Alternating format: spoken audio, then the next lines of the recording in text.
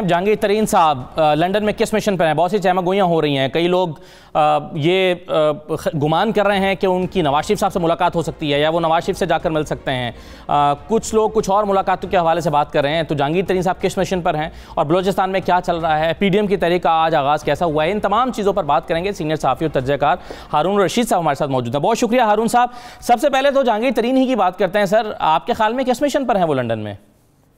मेरा नहीं ख्याल है कि वो नवाज शरीफ से मिलने के लिए लंदन जाएंगे। ये जरूर है, मालूमात हैं कि इस्टेब्लिशमेंट से उनके राब्ते ज़्यादा गहरे हो गए हैं और कुछ मुलाकातें उन्होंने की हैं या नामा प्याम हुआ है, लेकिन नून लीग में वो नहीं जा सकते, उनकी हमायत नहीं कर सकते। उनकी इस मुश्किल को मलहूज रखें कि वो एक ग्रुप के लीडर हैं। उस ग्रुप को फैसला करना है, उन्हें तनहा फैसला नहीं करना है।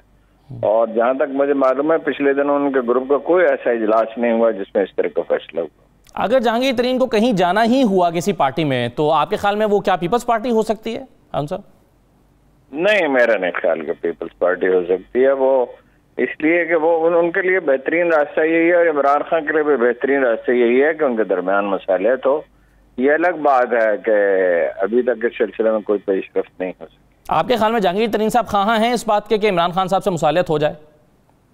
हाँ, मेरा ख्याल है कि वो इसको तरजीह देंगे, लेकिन खान साहब के कैंप में ऐसे लोग हैं जो उन्हें उकसाते रहते हैं कि उनसे बात न की जाए। और वो दो लोग हैं, तो क्या उन दो लोगों की मौजूदगी में ये मुमकिन है हारून साहब के जहांगीर तरीन साहब भी उसमें शामिल हो जाएं उस कैंप में और वो दो लोग भी मौजूद रहें?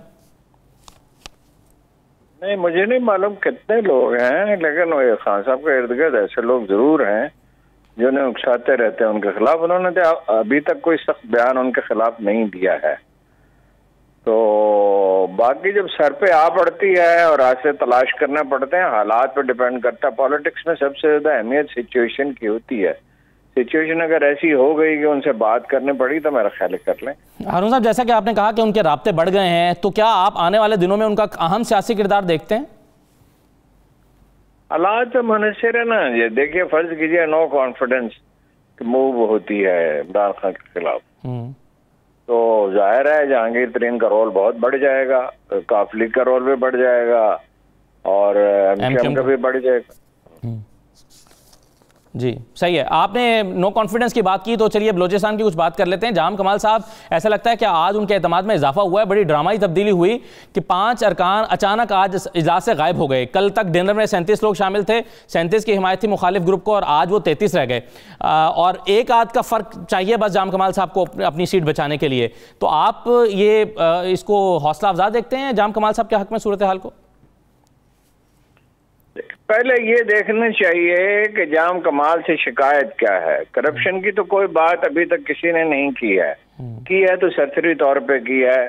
कोई वाकया ऐसा नहीं है कि भाई फलां बड़े प्रोजेक्ट में करप्शन की गई हो। उन पे ये इल्ज़ाम है कि वो ज़्यादा वजीरों से घुलते मिलते नहीं हैं, अहमियत नहीं देते। बलूचिस्तान का एक ख़ास कल्चर है, बहुत वक्त देना पड़ता है अरकान असम्बली को और वज़रा को। लेकिन उनसे पूछा गया तो उन्होंने ये कहा कि 5 घंटे रोजाना मैं निकालता हूँ, ज़ाहिर है इससे ज्यादा वक्त नहीं दिया जा सकता। और ये भी उन्होंने कहा कि तरक्याती मंसूबों के लिए, अब भी मैं सुन रहा था लाइव नशरियात में, वो ये कह रहे थे कि कोई ऐसा आदमी नहीं है जिसको तरक्याती मंसूबों में से हिस्सा न मिला हो। खेतरान साहब का खास तौर पर उन्होंने पिछले दिनों जिक्र किया था कि वो तो मेरे साथ रहे और मेरे साथ आते जाते थे किसी शादी ब्याह में, तकरीबात में, ताज़ियत में।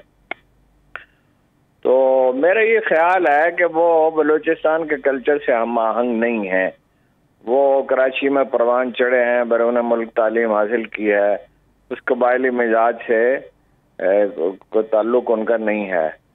तो मेरा ये भी ख्याल है कि अगर उन्हें हटा दिया गया तो इस्तेहकाम नहीं होगा। अपोजिशन के बल पे जो हुकूमत कायम होगी, अगर जो बलूचिस्तान की रवायत यह है कि वहाँ अपोजिशन पार्टियाँ हुकूमत में शामिल हो जाती हैं, मरकजी हुकूमत की मुखालफत करती रहती हैं, लेकिन जो अपोजिशन के बल पे कायम होगी, जाहिर है हुकूमत कमज़ोर होगी, किसी वक्त भी वो गिर सकती है। तो इस बात को, इस इम्कान को नज़रअंदाज नहीं किया जा सकता कि आखिरी वक्त में उनकी मदद को पहुँचे मरकजी हुकूमत। अभी तक तो कोई मदद उनकी नहीं की है और इस्टेब्लिशमेंट भी उनकी मदद को पहुँचे। آپ کے خیال میں جو اور بھی ایک تیسرا فریق ہوتا ہے جو بلوچستان کی سیاست میں اہم کردار ادا کرتا ہے، ان کا وزن جو ہے وہ جام کمال کے پلڑے میں ہوگا آپ کے خیال میں؟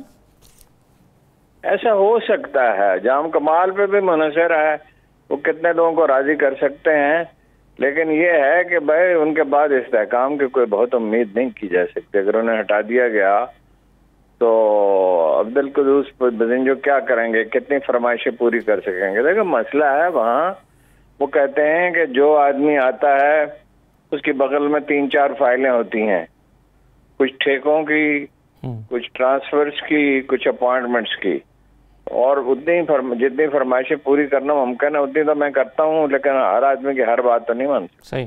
ہارون صاحب، یہ ایک تجزیہ یہ ہے کہ اگر جام کمال صاحب نہ رہے تو یہ بحران صرف بلوچستان تک محدود نہیں رہے گا، آپ اس سے اتفاق کرتے ہیں؟ ممکن ہے، لیکن بلوچستان کا اثر ہوگا تو صحیح، لیکن بہت زیادہ نہیں ہے۔ اصل میں یہ ہے کہ اس وقت مرکز میں جو اختلافات پیدا ہو چکے ہیں اگر وہ بڑھ جائیں تو اس کے اثرات ہو سکتے ہیں، لیکن وہ اس میں بہت سے سوالات ہیں۔ مثال کے طور پہ یہ ہے کہ نواز شریف صاحب کیا شہباز شریف صاحب کی تائید کریں گے، پیپلز پارٹی تائید کرے گی؟ کیا کوئی مرکز میں مضبوط حکومت قائم ہو سکے گی؟ اگر مسئلہ وہیں کا وہیں رہے بلکہ اور بھی سنگین ہو جائے تو پھر فائدہ کیا ہے؟ میرا ذاتی خیال یہ ہے کہ اگر کوئی اختلافات بہت بڑھ گئے اور کرائسس زیادہ ہو گیا تو پھر چیزیں نئے الیکشن کی طرف چلی جائیں گی۔ ہارون صاحب، ایک اسی تناظر میں ایک اہم ملاقات کی راولپنڈی اور اسلام آباد کے حلقوں میں کچھ چرچے ہیں، کچھ چہمہ گوئیاں ہیں، ایسی کسی ملاقات کے بارے میں کوئی خبر ہے آپ کے پاس؟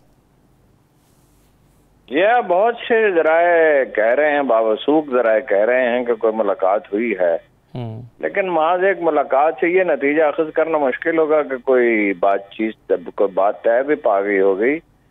بہت مشکلات حائل ہیں اس میں، یہ نون لیگ خود یکسو نہیں ہے کسی چیز کے بارے میں۔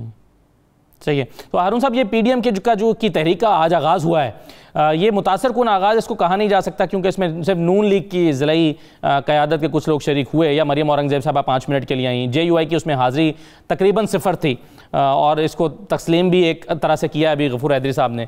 تو آپ اس کو کیسا آغاز دیکھتے ہیں؟ کیا یہ دباؤ بڑھا سکے گی حکومت پر؟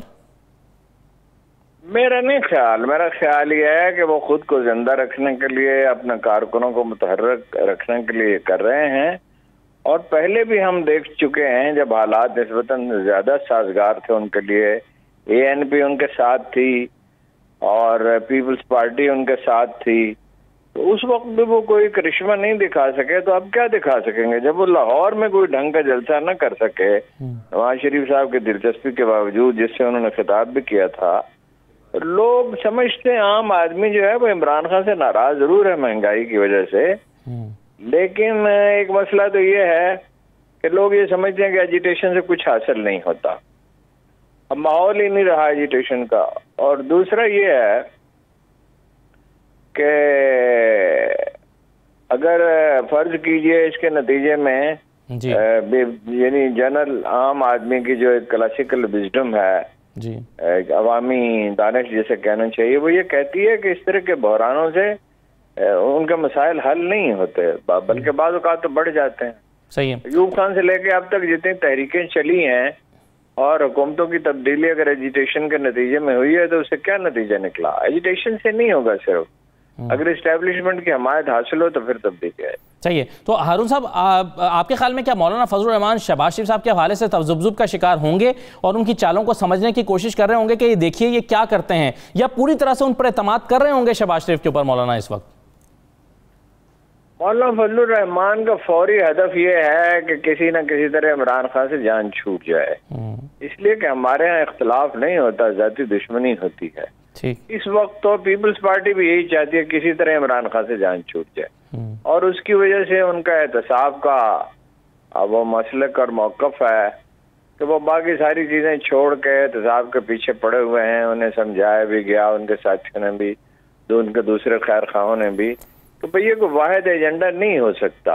اسے اصل چیز ہے ملک معاشی طور پر کمزور ہے، زراعت میں اب خدا کر کے غیر سودی قرضوں کی بات وہ کرنے لگے ہیں. انڈسٹریلائزیشن کی ضرورت ہے. جی پاکستان کئی اعتبار سے تنہا ہے, امریکہ ناراض ہے, عرب ممالک سے تعلقات ویسے نہیں رہے, افغانستان کا مسئلہ ہے.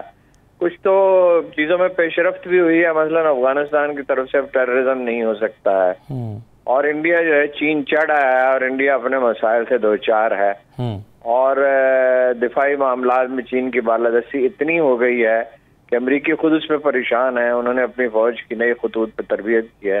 صحیح. لیکن یہ جو مہنگائی کا مسئلہ ہے, عام آدمی کو ان چیزوں سے بہت زیادہ دلچسپی نہیں ہوتی جن کا میں نے ذکر کیا ہے.